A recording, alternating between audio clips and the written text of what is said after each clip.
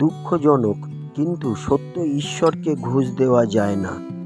ঈশ্বর তোমাদের খ্রিস্টের সঙ্গে তুলেছেন। যেখানে খ্রিস্ট ঈশ্বরের ডান পাশে বসে আছেন, সেই স্বর্গীয় জায়গার বিষয় চিন্তা করো। স্বর্গীয় বিষয় ভাবো, পৃথিবীর বিষয় ভেবো না।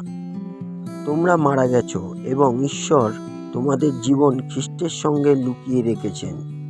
এই যে আমি বেঁচে আছি, সে তো আমি নই, খ্রিস্টই আমার মধ্যে বেঁচে আছেন।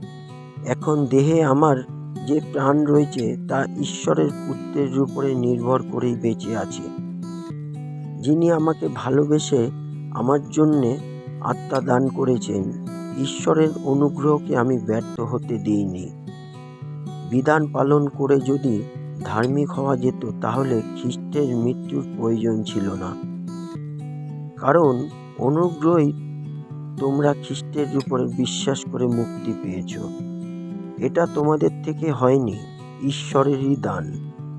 তা কাজের ফল নয়, যেন কেউ অহংকার না করে। করুণাময় পিতা ঈশ্বরের জয় হোক। হালেলুয়া।